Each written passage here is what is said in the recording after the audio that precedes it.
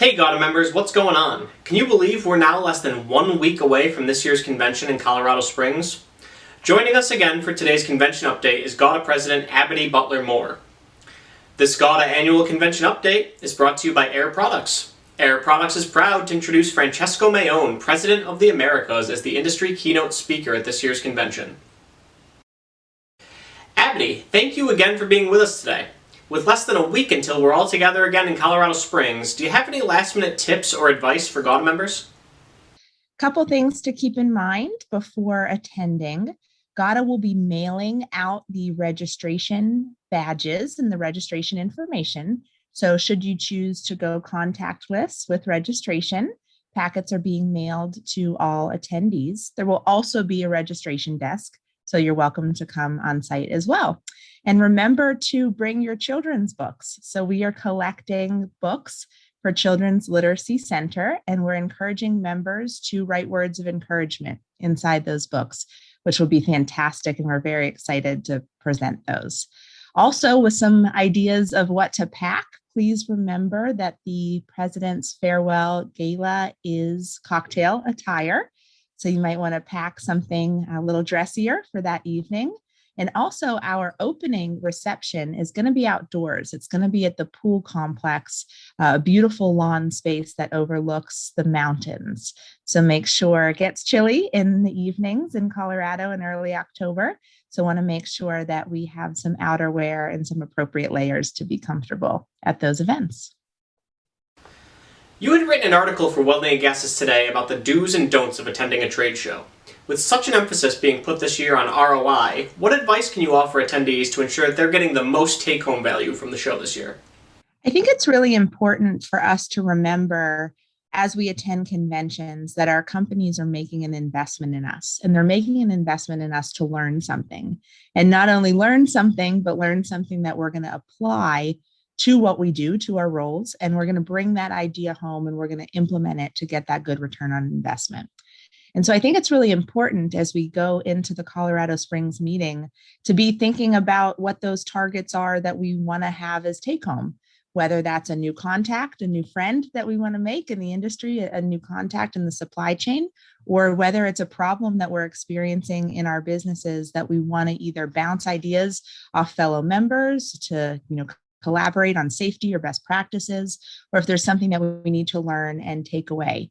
We have wonderful speakers coming up at Colorado Springs. There's a speaker on negotiation. There's a business guru speaker. There's a CEO panel. One of our industry keynote speakers is a very noteworthy president in the industry. So we have tremendous intellectual capital that we can learn from in Colorado Springs.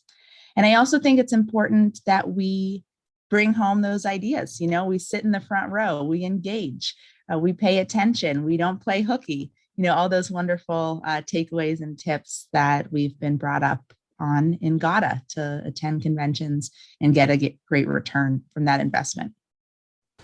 Are there any other convention items that you want attendees to know before they go? Stay tuned on the GAWDA website for all the latest safety and wellness information. We're very committed to hosting this meeting responsibly.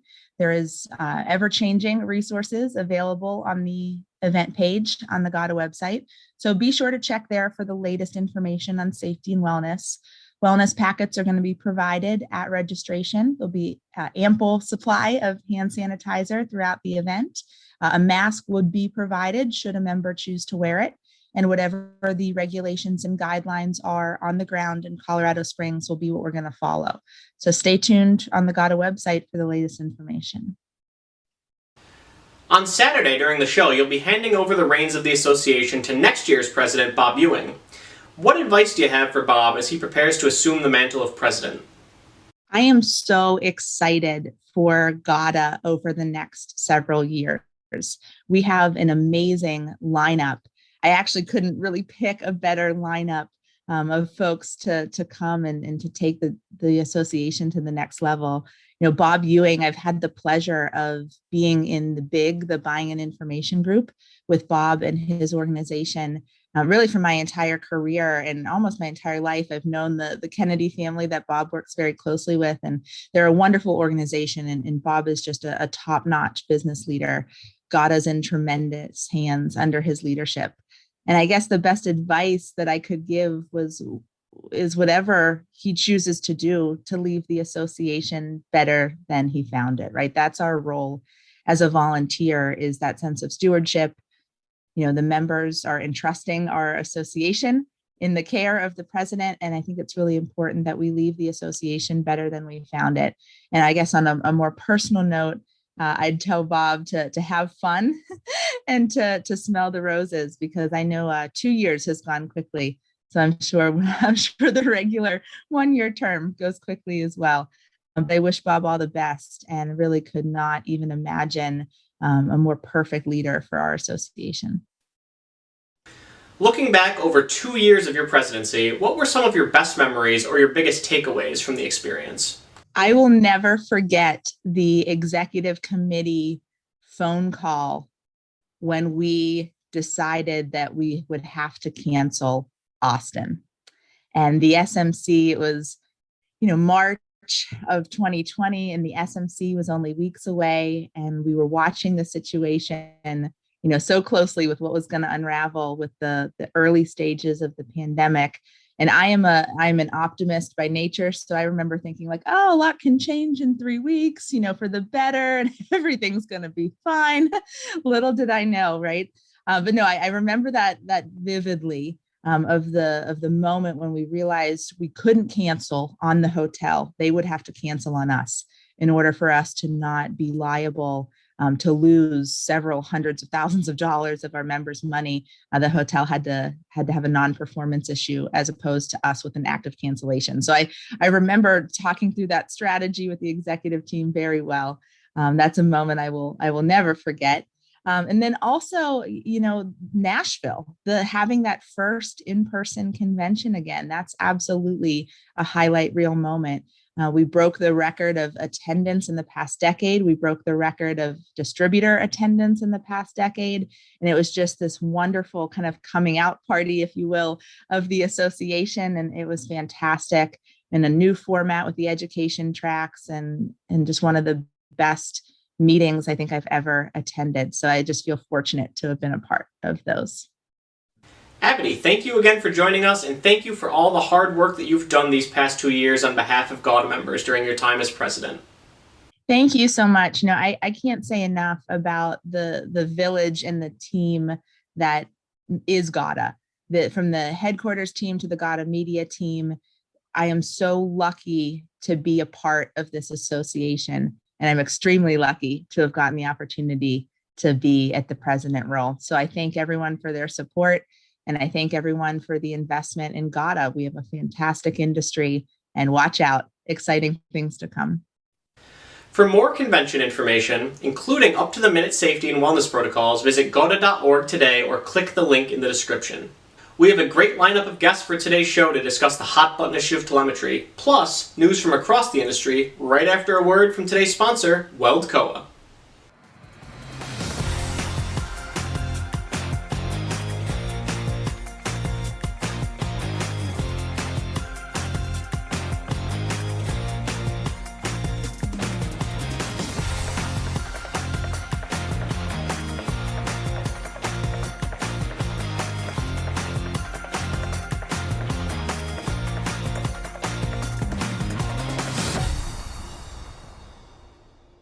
Joining us first today is Red Ball Oxygen's Vice President of Technical Gas Services, Mark Patten. Mark, how long has Red Ball been offering telemetry, and about how many assets are you currently tracking? We started deploying telemetry in 2003, and so I believe about 18 years, and I would currently say we are tracking several hundred different assets at this time. Can you discuss the cost savings that telemetry can offer for both the distributor and ultimately to the end user? The cost savings that we see from telemetry comes with the forecasting that it provides. It allows not only us, but our customers to forecast their usage trend on gases. And by being able to forecast that, they can reduce inventory or ramp up inventory if they need to as well, where they don't run into a service issue or the loss of product. So tremendous cost savings there from those benefits. May not be a hard cost that you see from a dollar so much initially as the benefit of the service and the forecasting that comes along with it. With the analytics and data that telemetry provides to the customer, do you feel that it's changed their purchasing behaviors at all? It does, because a lot of times customers really do not understand, or maybe not understand is a good word. Customers don't realize what their gas consumption may be. And when you go show them that, hey, look, this is how many, assets you're of this particular gas, mixed gas or pure gas or whatever you're going through, then they start to realize, hey, why are we using so much of this when we thought our volume was actually this number? So, and with our telemetry, which is we have a unit that's a proprietary unit we developed ourselves. We tie it in with our tracking system. So we have usage trends that our customers get as well, which so if they have issues in their process, like a leak or something, we can identify those leaks, which can be resolved. Whereas before they're really going blindly about it. And they don't understand that, hey, we had a leak. That's why our volume of gas has increased over these last few months or so. So it helps us look at trends and helps them from that perspective as well.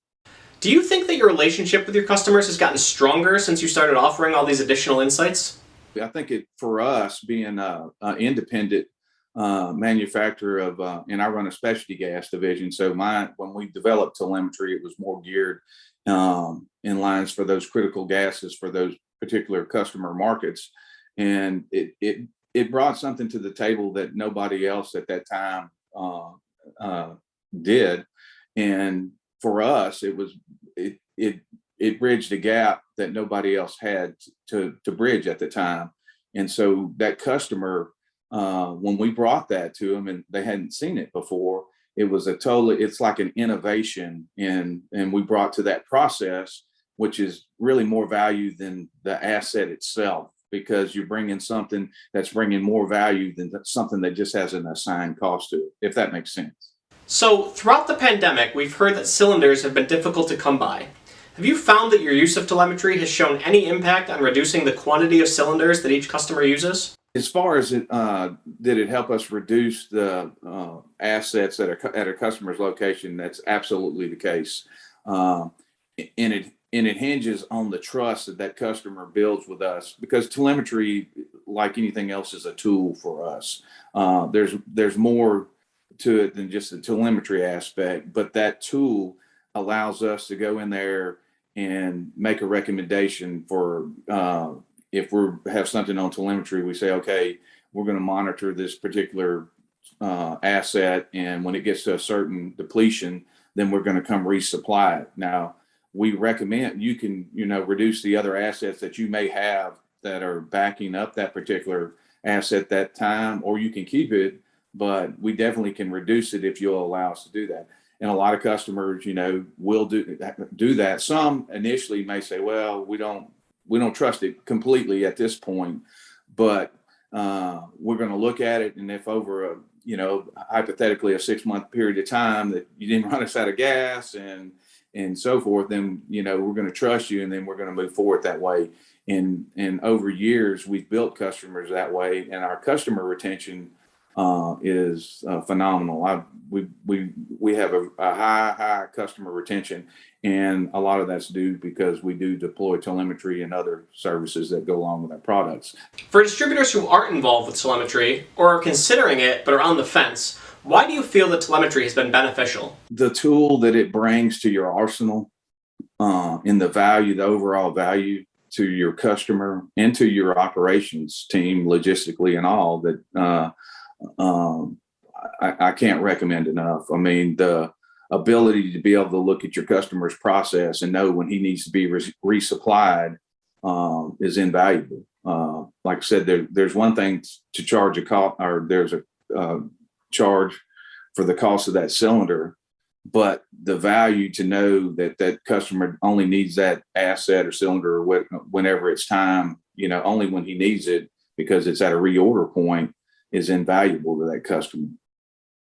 Mark, thank you so much for your time. We really appreciate it. I appreciate the opportunity, and wish anybody out there that wants to get on telemetry, I wish them the best. And I couldn't recommend it as a tool to bring to your arsenal any more than anything else out there.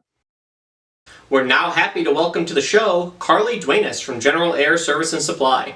Carly, how long has General Air used telemetry? And do you know about how many assets you're currently tracking?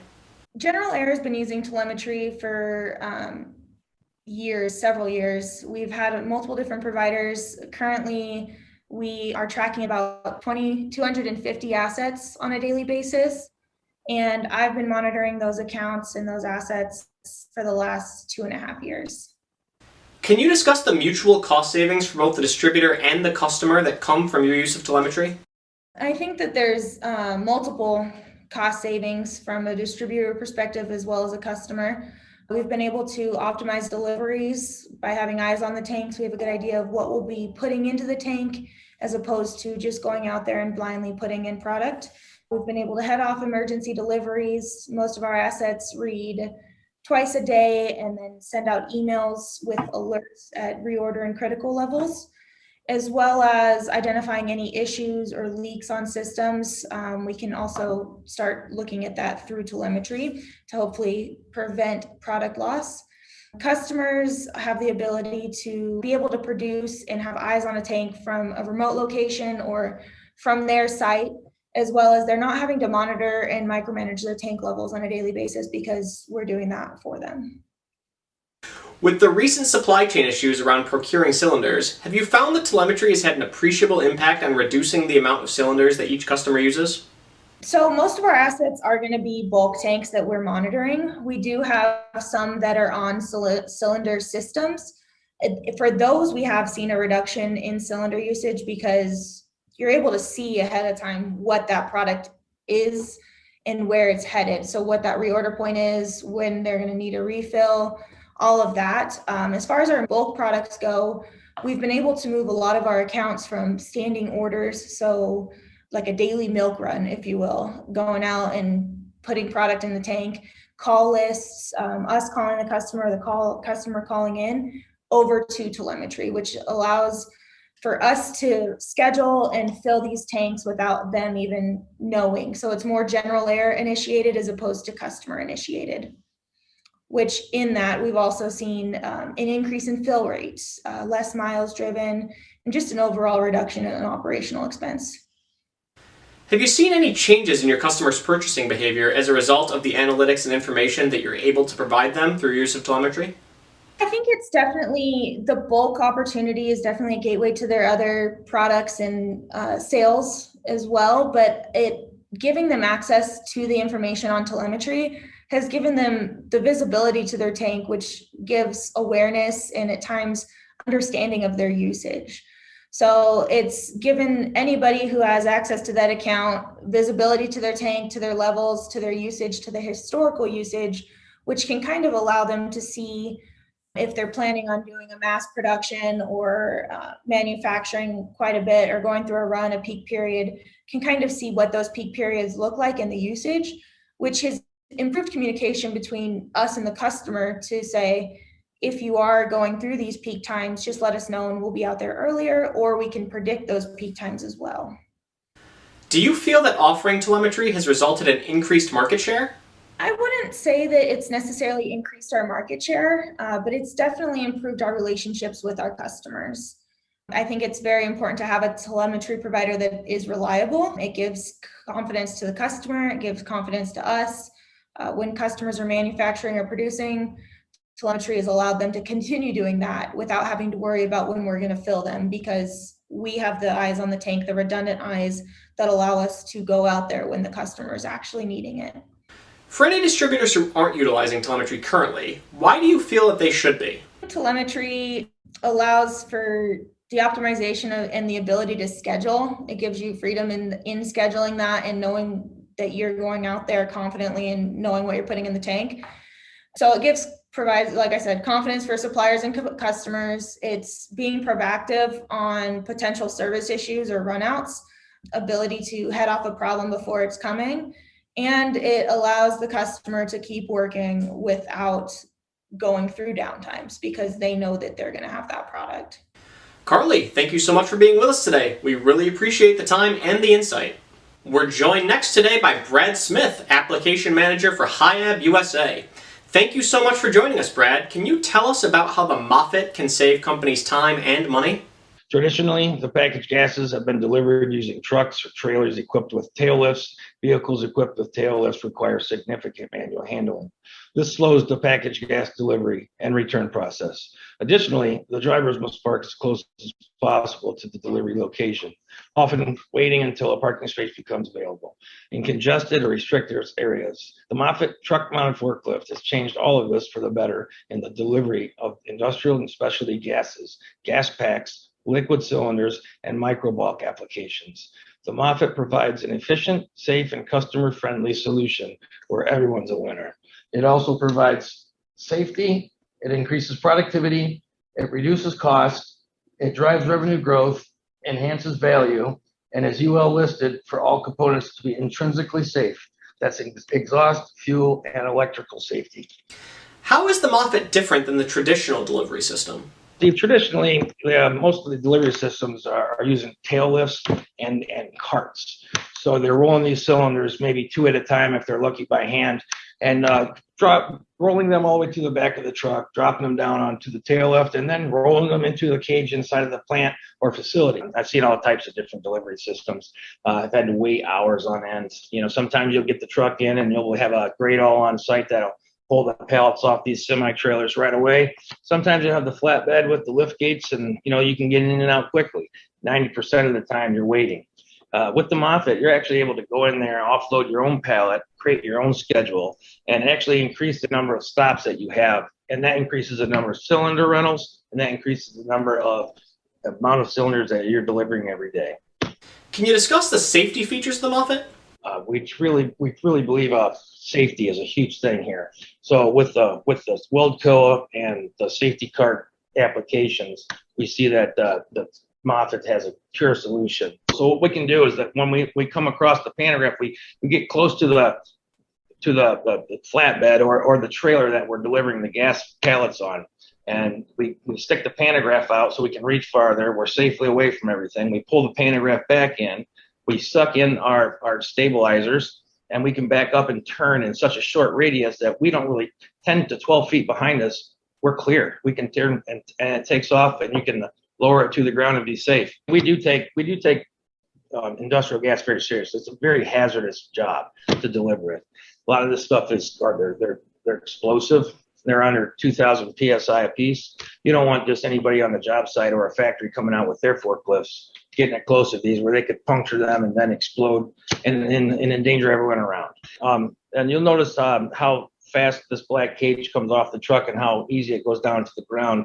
Now imagine all your consumables being put in this cage. That's all your welding wire, all your grinding wheels, everything that's always loose and flying all over the place. You have it in one cage now that's got, and you take it off and you set it on the job site. You take the empty one or the dead one back and you put it on.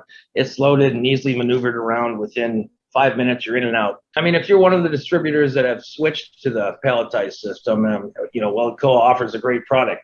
They make multiple different applications at different racking systems, pallet systems. The industrial gas is a great example, but there's also medical oxygen, spec gas, and really any type of high pressure cylinder or cryogenic fluid. They can offer a solution, and the Moffett can easily take it off the truck and deliver it on site. So how does the Moffett help speed up deliveries?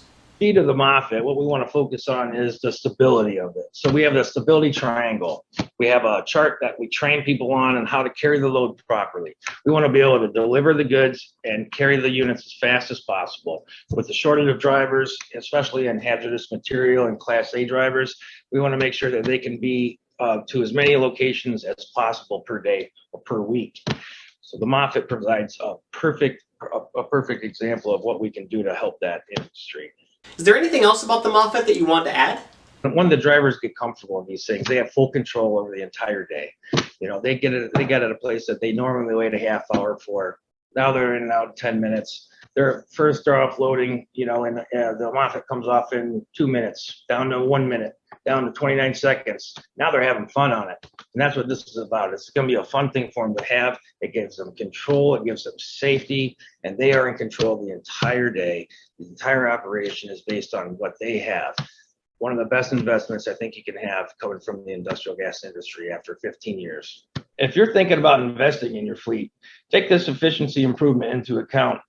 Give me a call to go over the case studies that we have. We're watching cylinders just almost double per day. This will increase stops like one after another. You're going from 10 to 15. You got one driver doing the work of two. These applications are great, guys. And this product is out here. It's out here to help you, to keep things safe, and to give us all a win. So give me a call anytime for any questions you have. Today's member news segment is brought to you by Anthony Welded Products, 4 generations strong since 1958. The fourth quarter issue of Welding and Gases Today is online now and should be hitting your desks the next week or so. The fourth quarter issue is our sales and marketing issue, and it also previews this year's annual convention. Additional copies of the magazine will be on site in Colorado Springs. To read the digital issue of the magazine, click the link in the description below. This year's Contact Booth program will take place on Friday, October 8th from 8 until noon. Check out this year's featured exhibitor guide by clicking the link in the description below, and make sure to check out those booths during the program at the convention. Donations for this year's GAWDA Gives Back program will be accepted right up until registration at this year's convention. Check out our September 15th convention update with GAWDA President Abydee Butler Moore to learn more about this year's charity and about how you can get involved. The flyer for the program and the link to that segment can be found in the description below.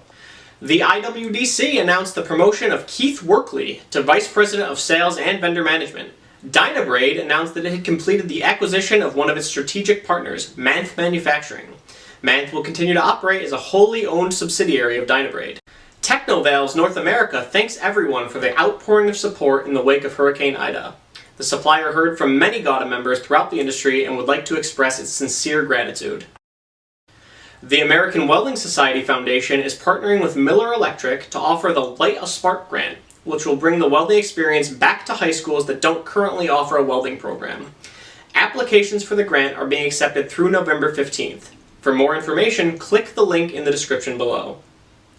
Pulsa welcomed Sean Pearson and Heather Shepard as regional sales managers. ESAB announced that it was proud to be the sole provider of welding equipment for Season 1 of Metal Shop Masters, a new Netflix reality TV show that premiered on the service on September 10th. Check out Metal Shop Masters on Netflix today. Register today for GAWDA's 2021 Professional Compliance Webinar on Audit Excellence, which will take place virtually October 25th to the 29th. For more information or to register, click the link in the description. To read more about each of these member news items or to submit your own member news, be sure to read the complete October 1st issue of the GAWDA Connection in your email inbox today or by clicking the link in the description below. Finally, we're joined today by Meritus Gas Partners Chair and Vice Chair Scott Kaltrider and Rob D'Alessandro. Gentlemen, thank you for being with us today. Rob, you gave a presentation at the Seven Springs Regional discussing the alternatives that distributors have to selling their business outright. One of those options was partnering with a private equity firm like Meritus. Can you discuss the founding of Meritus and the vision that you have for the company? We saw a real opportunity when we created Meritus last year. Many distributor owners are seeking an alternative to selling outright to a major, and the sale of Tech Air to Airgas created a vacuum, I think, in the industry, and today there was no real private equity offering. The U.S. packaged gas business is still a highly fragmented business. 700 or 800 independent distributors comprise the industry, 50% or so of the market, $6 to $7 billion of revenue. So we believe there's plenty of targets remaining in our space. And the current business trends continue to favor consolidation. Distributor owners today continue to face a litany of challenges which may lead them to elect to sell their businesses. Some owners are anxious about the uncertain economic climate or the uncertain tax climate, the tax landscape, which may substantially change after the end of this year. And day-to-day issues continue to face distributors today, which may challenge their long-term outlook, like losing a big customer to a major who may be consolidating national accounts, increasing regulatory complexities, increasing insurance costs, financing challenges. I think most importantly, though, succession and ownership challenges may be the reason why most owners seek to partner with Meritus and seek a private equity solution. They may have no successor in the business. They may have a successor in the business who may not be capable. Some shareholders may have a different timeline or different energy level than other shareholders. Some may want to retire and seek liquidity. We often see where mom and dad want to seek liquidity and are fearful about selling a business out from underneath their children, or a brother and sister or a singular partner who may not be involved in the business at all may want to seek liquidity and retire, and their surviving brother and sister may want to remain in the business. The liquidity to buy out a retiring shareholder, whether it's mom and dad or brothers and sister or a private investor, can hamstring a business because it requires borrowing against the collateral of the business without any real return. It's not a great use of cash. And as a result, it's very difficult to do and very difficult for businesses to survive generation to generation. An outright sale to a strategic is an all or nothing proposition. It's really a shotgun approach to solving these kinds of issues. When you sell to a strategic, everything ends, it's over, right? There's no continuing equity opportunity. The owner may not remain in the business or have the opportunity to continue running the business. Employees and facilities are likely cost synergies because frankly, that's what's driving a major to buy a company is cost reductions. And obviously the legacy of a distributor and their brand ends with a sale to a strategic. So when Scott and I had this idea to put together Meritus, we wanted to create an alternative for those distributors who are faced with these challenges, who are seeking liquidity to solve an issue with a partner, with a parent, with a brother, but they don't want to sell outright. They want to preserve their independence. They want to continue to drive and grow value, as opposed to simply selling and walking away and ending their legacy. So we created Meritus for those folks. So Scott, Rob just discussed the founding vision for the company. Can you discuss the key components of the Meritus model and why your company is a true partner with distributors? The first key component of the Meritus model is, and we're well on our way to assembling a national federation of like-minded entrepreneurs in the industrial gas distribution space to give us national coverage. And by like-minded, what we're really referring to are operators of businesses that are highly ethical, very customer and people-centric, and focused on growth. And so that's really the first component of the model is finding these high-performing businesses with operators that have those characteristics and fit that. The second part of the model is the support that we give to these businesses. And that's really where our industry experience and our relationships and network throughout the industry really come into play. And so our goal here is, and this is a very collaborative effort. It's not a top-down, dictatorial type of bureaucratic type of a relationship. This is very collaborative. We think we've got a lot of skill sets from our days and our background in the industry, but we also recognize that our partners have tremendous skill sets as well. And so it's very collaborative. And the whole idea is that we support both from a capital and an operational expertise perspective, our partners, so that when they partner with Meritus, they actually recognize a growth rate that's significantly in excess of what they would see if they continue to operate on their own. Okay, so that's really the second pillar or second component of the model. The third component of the model is, and Rob alluded to this, because our model is based on growth and not cost synergies.